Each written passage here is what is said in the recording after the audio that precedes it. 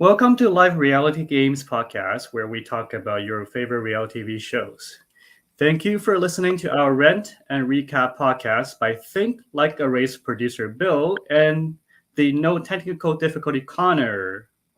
Please like, follow, and subscribe our Facebook, Twitter, and YouTube channel. Thank you for including live reality games among the Battle Royale The Amazing Race 33 recap. We will keep up our work and provide some unique insights on each episode. Besides the usual rant and recap, we are going to try to include some show and tell as well. Yes, we are taking this Battle Royale recap seriously. It is already halfway past through the season, and it is time to up our game. Today, we are here to talk about Amazing Race Season 33, Episode 7 in Zanza, France. And yes, teams are still in France.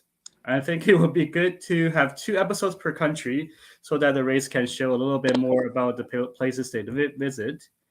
And also, it helps control the budget for traveling and maybe spending it on somewhere else. Maybe the challenges. Well, it will be a good format for the future seasons. Connor, what do you think about the episode that involved another friends? I thought this episode, I think the last episode really picked up the pace. This one again slowed it down for me a little bit. I thought this one it was a little slower pace. It wasn't as excitable as last time. You had the whole Ryan and Dusty of it all last time. This one was just a little slower, but overall, I mean, it was a good episode. So any Amazing Race we get is good. So Yes. Well, are you saying that you're a little bit tired of France already? uh a little, a A little. I know little. they're limited. I know they're limited with where they can go, what they can do, but a little Mhm. bit, a little bit. I have a feeling they may be able to. We're able to see charter flying again in the next episode, so I'm looking forward to the next country they visit. So, in this leg, the remaining five teams departed in groups of two and three with 15 minutes apart. I definitely like the idea of traveling in style, not only by a charter plane, but also driving a non-stick shift convertible from Arcadia Tour de Fontea. What do you think about the car? And it's the first time in the season that a camera operator is not and the sound guy is not in the vehicle with the teams. No, I like the car. It was nice for them. I feel like it was nice for the teams to have that moment of like, yeah, I'm in a convertible, woo. So I mean, that's what the race wants. They want the teams to have fun. So I thought it was nice. I thought it was awesome. Yeah, the Amazing Race is definitely traveling in style. I Mm. mean, the charter plane, convertible. Well, they should. I mean, they should encourage people to apply because they can do something extravagant like this, which I really like a lot. I believe production team they do set up like three cameras per vehicle. I believe it's GoPro, one on the driver's side, one on the passenger side, and one at the back.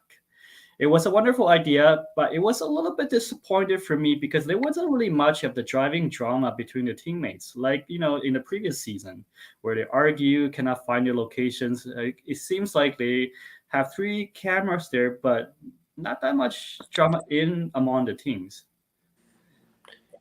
I mean, I think there was a little bit of drama amongst the other, like, but not necessarily teammate on teammate, but more so just like team on team. You saw a little bit of drama between Kim and Penn, and then the two girls that passed Kim and Penn and whatnot. Like, and then they led the way. You know what I mean? So, Well, I guess, but do you think that this is because the editing issue, or because they want to portray everything's very lovable, or do you think that all the teams that in the current season are just less dysfunctional? um, I mean, I think it shows the competitiveness, right? That's what we want. I think even though we took a long break and we're back, the competitiveness is still there. So, Yeah, I think that's what it really shows. that's good. So then we have the teams arrive in Tour de Fontea to consume a piece of kasumartsu, maga cheese, like we talked about in the last podcast, because the preview was showing it. I was like a small piece on a dry bread, not really much of a challenge. The dry bread probably is more gagging than actual cheese itself, but it is a good TV to capture some gag reflex moment and sound bites for vomiting. So, what do you think about this say cheese challenge? Um,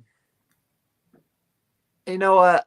I'm any eating challenge we'll take. I'm not gonna be picky. Like Mhm. it was a little bit. Was it really a challenge? It was still kind of a challenge. So I'm not gonna be picky. We always complain about no more eating challenges. How we don't get eating challenges. We won't eating challenges. I don't think it's fair to now complain that about the eating challenge that we got. So let's take what we can get here. We got some sort of eating challenge. I'll take it. Like Okay. See, yes, I'm the renting person apparently. So also, I think it might be for a health reason that a person should not consume more than a certain amount due to the amount of maggots that can be crawling in your stomach. Maybe we should ask the locals, how much they can eat in one sitting. Comment our YouTube episode below if you know, right? Of course, we know that they usually drink some red wine, so make the maggots a little bit drunk too, you know. But do you think the bread with a maggot cheese challenge is difficult?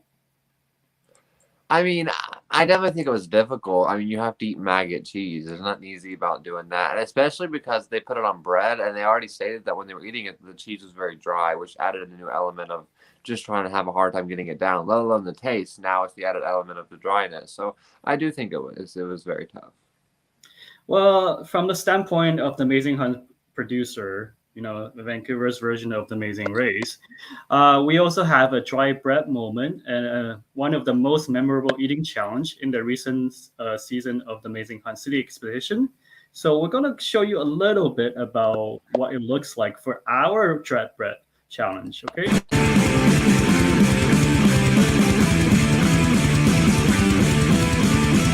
One piece, like the whole thing?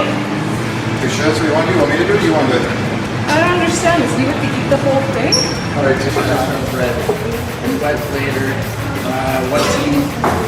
Zero, wash it down. You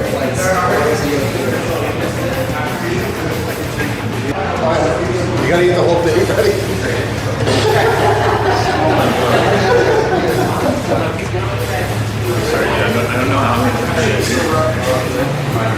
I see all of this Amazing Race stuff. They always do it. They just gotta encourage the keep them guys. Yeah, I didn't see that one coming.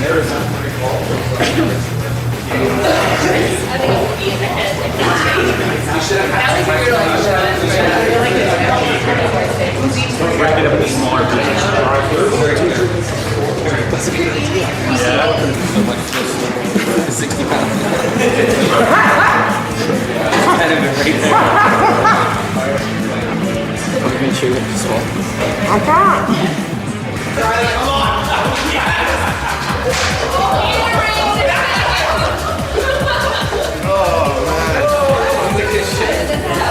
You've got the eyes of a winner. Hopefully you didn't have any dinner. Prior. Speed walk.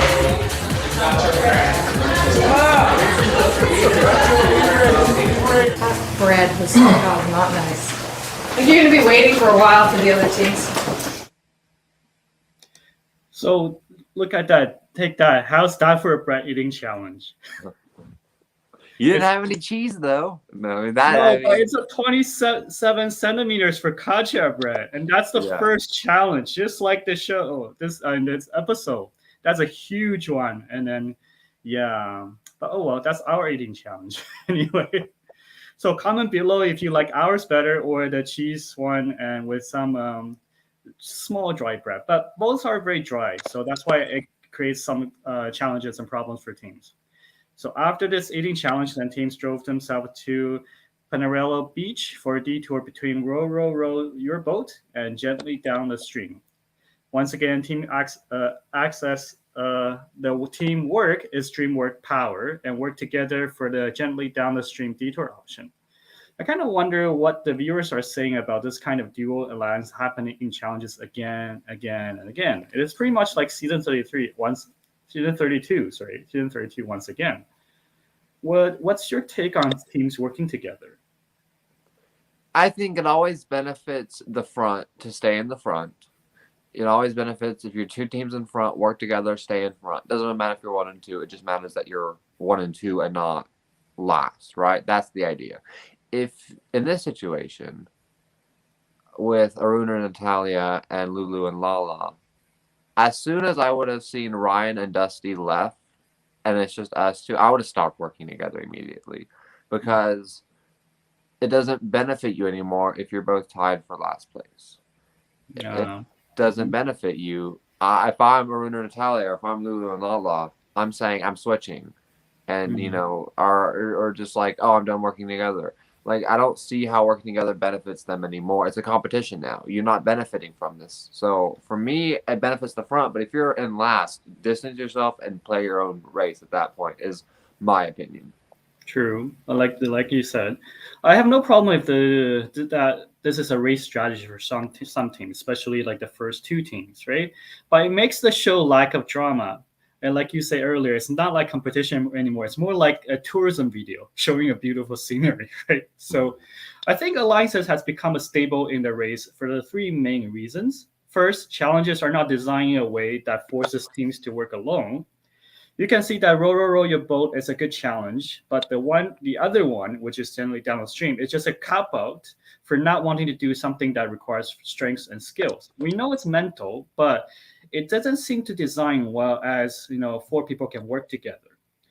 Second, the memory challenge in the generally down the stream may somewhat exceed two people's capability of memorizing 10 fish with difficult patterns, so that it encourages teams to work together.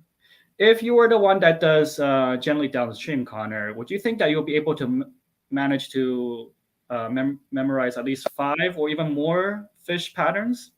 Bill, I don't have a very good memory, Oh. so my memory's not very good. Now, if you're the teammate, which you are, you Mhm. can kind of split it up and take five. I take five, and maybe, but that's a tough one for me. I don't know if I could do that. So I do credit the teams for being able to do that, but it does help to have more minds over too. What did you think of the idea of, instead of just like listing off or having to, like, let's say in past seasons with this challenge, I think normally you would see, you know, instead of the strips of paper where it's like, oh, just pick the one that it is, you would see like them having all the fish and they have to line up with, like, okay, this one's first, this one's second, this one's third. What did you think of them having just to pick a piece of paper that had the order, instead of having to like memorize it and just like assemble like some sort of like wind chime or just some sort of like order with it? Do you know what I mean? Well, I have harsh word for that, but I'll keep that a little later. But it is definitely. I was expecting what you said. It's like they must have like a smaller model of it and arranged by itself rather than a list of papers, right? So, well, I'll keep that a little bit later then. So third reason, I think all the casts are very likable and too nice. I mean, there's no serious animosity between the teams, and everyone's playing nice until possibly the last leg of the race when they race for $1 million. And there is no actual villain in this season. I guess the villain would be the pandemic, maybe. So, so then I'm the renting villain apparently in this podcast. So, what do you like? You said, what do you think about my analysis, like about the challenge are not designing well, and it's too difficult? Like you said, the memory challenge is too much for even two people, or they're just too nice to each other. Do you all agree with all three, or are you kind of not agreeing with some of them? um, I think the challenge was tough enough. I think when it comes to like, I don't blame I really don't blame the producers too much on this one. Even when it comes to casting, you can control who you put on the show. You can't control who makes it all the way to this point in the competition. So, there's the aspect of whoever made it this far, it's like, they can play however they want to play it. They can play the teamwork game or they cannot play the teamwork game. And I think it's good to have a villain, maybe, but you don't want a season of everyone being a villain. You want some contrast. So I think I don't blame for the producers as much as I just think I want to see a little less friendship, a little more competitiveness. But I think we are getting a little bit here and there with teams. So I think for the most part, we're getting a little bit with certain teams. You see the strategic aspect of, like the idea of like, okay, this is when we work with teams, but this is when we don't work with teams. But some teams just want to work together all the time. So I think it just depends. But I think the challenge itself was hard enough, I would say. Okay. Well, I definitely would like Will and James from season 32 to talk about a little bit about alliance situation, since they do get a lot of backlash last season, which I don't see any different from last one and this one, right? So let's see if they mention their take on the lines in this episode in their podcast. So is this the first time that Detour is basically almost at the same spot right next to each other? Can someone let us know as well? Similar to previous season, Detour now are closer in a closer facility or right next to each other. I think it does help to create drama in competition. Like when we see Lulu and Lala basically saw the Dusty and Ryan still doing their Roller Royal Boat Detour. We do have a viewer question actually in one of our YouTube podcasts. We had a viewer called R. Nunez on our YouTube channel ask us about our thoughts on how stressful it would be for Dusty and Ryan, who choose to the cheese detour last episode, seeing teams choosing the meal option passing by them. In what do you think about that? If you were Dusty and Ryan, or what do you think? What would they feel when the teams are passing them by one by one by one? First of all, Dusty and Ryan cannot seem to escape cheese. Oh, Like true, yeah. that seems like that's their biggest the competition right now is the cheese. But no, what I would say to that is it does add an element of drama like you want. A team falls behind. A lot of times there is that mystery of, am I behind? Am I in front? Where am I? That adds an element of mystery, but with the element of drama is when you can see teams pass you. That's drama. That's when I have to step up my game. I'm pinning it, and that's when teams get flustered. That's when teams struggle, get in their own head. So I do like the contrast of mystery, but also the contrast of getting flustered and competitiveness. So I think both are fine. I do like the fact that we're getting a little more detours that are closer together. I think that's fine. Yeah, personally, I agree as well. Because in the Amazing Hunt, Vancouver's version of the Amazing Race competition, our detour is always right next to each other. You know why? It helps the structure and logical reason, and of course, lower the cost a little bit, so we don't have to put another person in another location.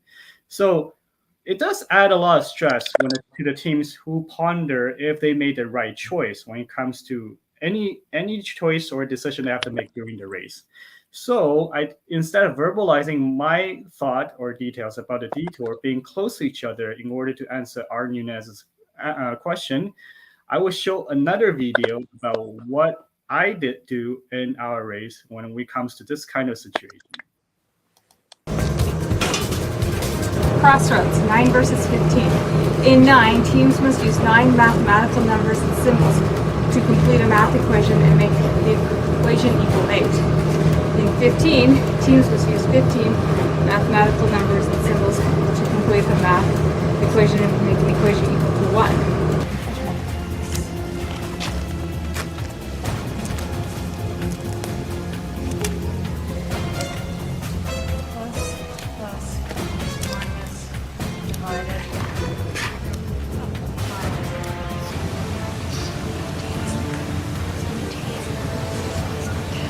Incorrect. Okay. Is that right? Got it. I think we got it. Okay. Unique building structures are all around the UBC. Search for this building based on the picture provided. No, should have come over. So that's a picture. It looks like a maze almost. Okay. Oh no. Okay. I'm doing this in my head. Watch. But we're both doing the same thing. Yes, but I'm trying to show you. I'm trying to show you. Talking. It's not working. Because you don't know what else. You still need to add 2 big numbers. Wait, how about 7 minus 6? Could we just switch? Yeah. That's still equals 0.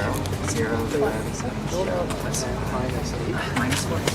Check. Do you think this is it? I think this is it. Check. It's 12, 18. Okay, so That's not it. Oh, here. No, that was terrible. We're here. So what do we do? Oh my god. We can do the easier one if you want. We're switching crossroads. We're switching to the easier version. Search for this building. Yeah, we'll be here for a while.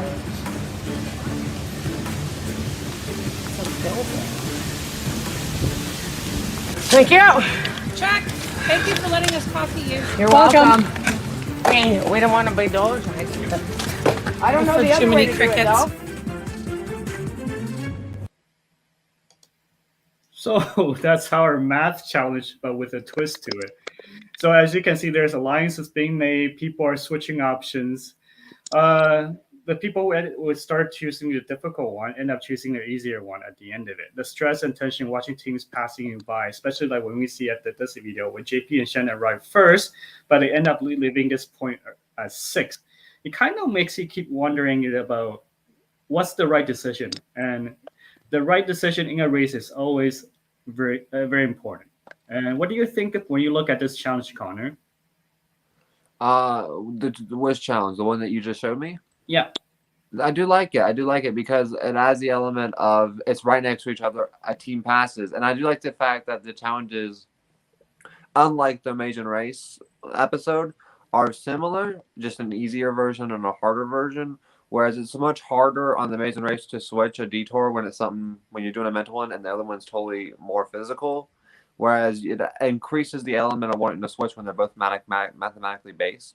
So I do like it because you can see a team pass you, and you can be like, oh, well, I'll just do the easier version of this. Whereas Lulu and Lala, Arun and Natalia saw teams pass them, their option of there was no easier version. Their option was, oh, well, we could switch, but now we have to rely on our muscles, and do we want to do that? You know what I mean? So. Yep. So I think when a competition only utilizes the physical aspect of it, like you said earlier, to create challenges, it makes the physical strong team dominates, and underdogs will never be able to have their days. But most of us love underdog storylines. That's what makes any reality TV show interesting to watch. Do you like underdog storyline, whether it's in The Amazing Race or in Survivor?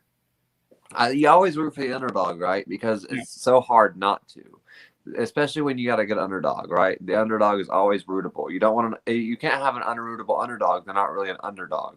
The point of an underdog is this is someone that you know has all the odds stacked against them that can find a crack and hopefully can make it. And every week you're like, are they still going to be there? Are they still going to be there? But they're lovable and they're rootable. So we love a good underdog. I feel like everyone loves a good underdog. It's just the character, but I feel like it's what makes the underdog special is the characteristics of what is an underdog is always different under each circumstance, under each context, under each person. So we love an underdog. Of course. Okay. So you said about earlier about our challenge, which is right next to each other, and also just use a simple math to create the tension of it. Well, the Amazing Hunt is great at creating drama since we really don't have enough budget to put 60 plastic fishes in Panorello Beach, for teams to either retrieve or memorize because I think they have 5 sets of color fish for the physical rolling challenge and one set of it where they have to memorize it. That's 60 pieces of plastic fish in the beach. So that's a lot of money, to be honest. So then, of course, teams had to porte plaisance in beneficio for a who's feeling knotted up roadblock. And this roadblock is definitely a challenge like previous season where teams must be jack of all trade and know how to look at the expert demonstration, understanding it, and executing it in a very short amount of time. Connor, what do you think about this challenge? It wasn't very visually stimulating, was it? It wasn't very visually it was. I think it was a challenge where the perfect challenge is one that's hard, but one that keeps the audience entertained, keeps the audience visually happy. This wasn't doing that for me, really. This challenge was just tie a knot, and that the viewers want to.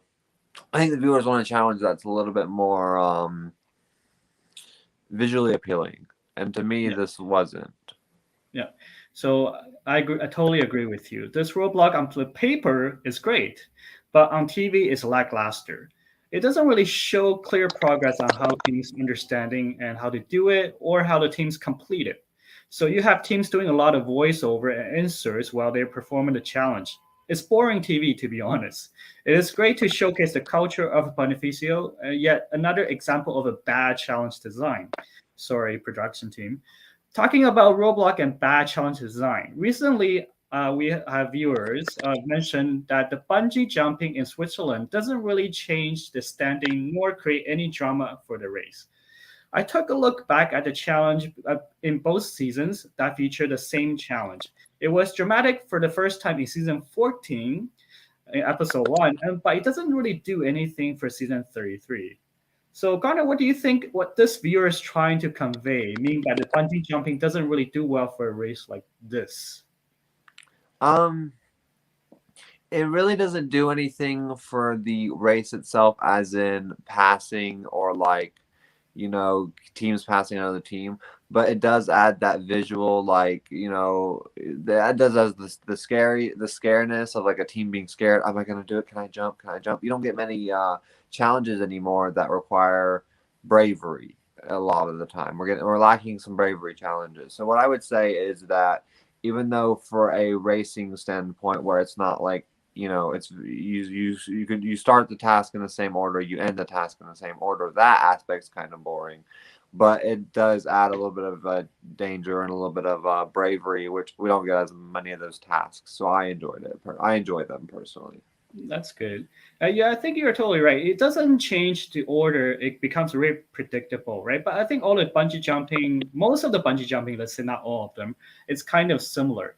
But I think it came down to this season. There was only limited number of teams doing this challenge, unlike season 14, because in season 14, there were 11 teams waiting to do this challenge. So teams feel like they're being pushed and shoved into doing a daring challenge. So that helps to create some emotion and drama among the teams. There were only, I think, 6 at that point. So it's kind of not enough teams doing the same challenge. So they don't feel like being pushed. Also, since the teams are departing in 15 minutes gap, there was really no sense of urgency to actually commit themselves to actually jump right away. As long as they jump before another team arrived, it will be fine. So they do have some like leisure to basically adjust their emotion when they're standing on the ledge. But let's talk about a little bit earlier, probably too young for you to think back. But back in the early season, in season 1, 2, 3, bungee jump is usually set up as a detour. So it is like a fast and difficult option versus a slow and an easy option.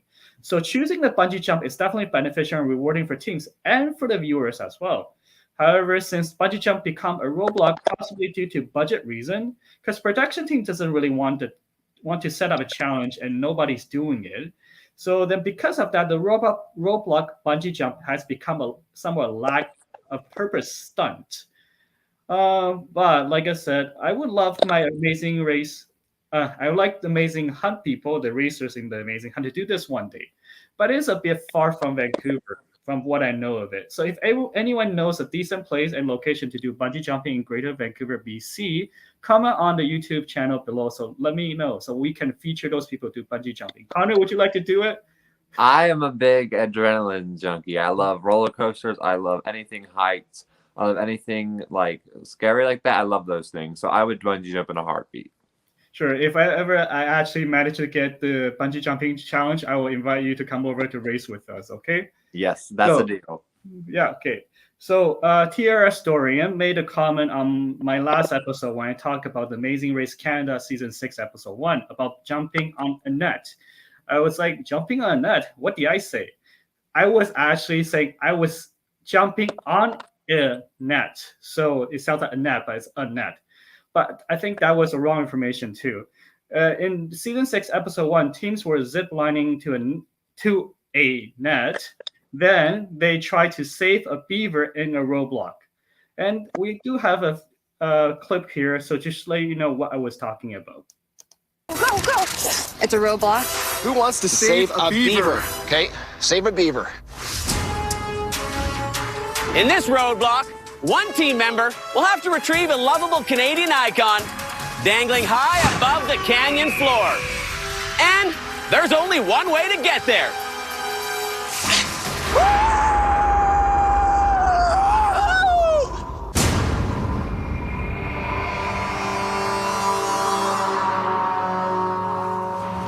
I've never done anything like this in my past. They zip line us over to the mesh net, 500 meters above the canyon floor. Let's go, Nancy! I am so excited to get out there and save that beaver. Adios! Let's go! With 9 other teams behind me, it's extremely important to get my hands on this beaver on the first try. Otherwise, I'm going right to the back of the line. So one of the team members just said, if he weren't successful in saving the beaver, he had to go back to the line again. So the challenge was designed successfully in this case as a great bungee jumping example. All challenges should have a consequence if teams fail to perform correctly or successfully. And that's the difference between the lesson in designing challenges today. Well, this is technically a good example. So when you look at this challenge in the Canadian season, what do you think in comparison to the American season, in particular in this one? Like I the think one. it adds. Yeah, I think it adds everything you want. I think it's a great challenge, and I think it adds the elements that we were kind of missing. So I think it's great. Okay, so let's stop talking about the bungee jumping. Let's get back to our episode.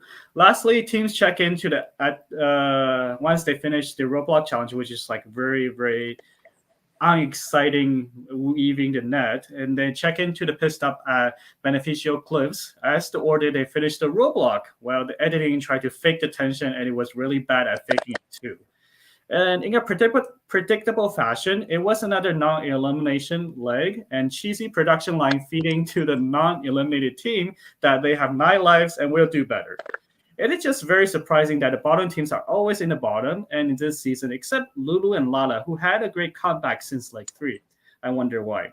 So, what do you think on the subpar performance on the non-eliminated team? We knew we were going to get a lot of non-elimination legs when we returned. We knew that was the thing we were going to get. We knew what we were getting, and I still don't like it. I still am not a fan. I want them to eliminate more teams. I think it is a factor that the same team getting non-eliminated a lot of the same time is a bit more of the reason why I don't like it. If it was different teams, maybe I wouldn't hate it as much, but let's just I know they're trying to prolong the season, and I get that, but I'm getting tired of these non-elimination legs. I'm slowly, not very slowly getting kind of tired of them. So. Oh well, what can I say? Well, this season has top-notch locations and beautiful sceneries. We definitely give props to that, of course. However, the challenges were mediocre, just like season 31 and 32. What's even worse is the predictability, and it has come to a very unbearable situation. Like you said, you're very tired of it. I wonder why they ever settle on the idea of departing teams in groups. It's like adding salt to the wound, It may be great for production, logistic, and possibly pandemic safety concern, but it is awful for reality TV competition, especially for the Amazing Race. So after we complain, I rant about all of this. Maybe, like you said, you have a chance to rant. What's your take on this episode 7 after all, overall, actually? I give it a C-. We're already on a scale. I would not give it an F. It's hard to give any episode of Amazing Race an F. I wouldn't even give it a D, but I'd give it a C-. So I can relate to that because that's what most of my grades were in high school anyway. So, it's passing. Yes, I understand it's very difficult to produce an episode, especially with traveling like this, right? But I think in the older season, it does take a lot of thought into it, create a lot of tension. In the recent season, it's just basically like there is no decent thought putting into it. I mean, yes, they feature the local scenery, they feature what locals do, and put it into a challenge. But as long as you follow the instruction, you're good to go. Or as long as you're strong, you're good to go. As long as you have no navigational mistake, you're good to go too as well. So, oh well. Okay, so I personally read a lot today. So a big thank you to the people who like my take on the production logistic, as I'm regularly trying to think the race producer and learn a lot of great do's and don't, and unfortunately some don'ts, as well as from watching every episode. So as a super fan, and me and Connor, we want the race to do better. Don't be like we don't want to be the tired of non-elimination because we still trying to think when the Amazing Race 33 starts saying we have creative ways to create non-elimination, but so far we haven't seen any of it. So if you were the person that designed non-elimination like Connor, what would you do? What's your idea about rather than just say, oh, you this is a non-elimination like, what would you do, Connor? My answer is pretty simple. I don't think there's a creative way. I'm not looking for a creative way to like make a non-elimination leg, not non-elimination leg. I'm not looking for a creative way to like make it keep racing. I'm not looking for that. I'm looking for a simple eliminate teams. Just keep eliminating teams. That's my solution. Just keep eliminating them. I'm not looking for a creative way of fixing it because non-elimination races, there's no need to fix it as long as you're not overdoing it. And they're overdoing it. So they should just fix it by eliminating teams. Well, that gives me an idea what to do for next episode podcast for show and tell. So My rent is always comes from a place from admiration and a loyal long-term viewer. So I welcome people to come to watch an amazing hunt on YouTube channel as well and critique on how the challenges were designed in our races. We will always try to outsmart the racers and create more drama in a minimum budget way. Yeah, unfortunately, I'm cheap that way. Nah. So yeah, not saying that I'm just the one that keep ranting about the TV show, but please send your critique my way as well. So last words, Connor, for today. Hopefully we eliminate our team next time. Yeah, I believe we will. I just wonder who it's gonna be, right? Yeah. So it's funny that they actually didn't explain how their teams are going to depart for the next leg. So we will see if the eliminated team will depart by themselves, or they're just going to do another group 2 and 3 again. So thank you for listening to our podcast today. Please like, subscribe, and follow all podcasts from Live Reality Games and on our Facebook page, YouTube channel, and Twitter. So we'll see you next week at the same time.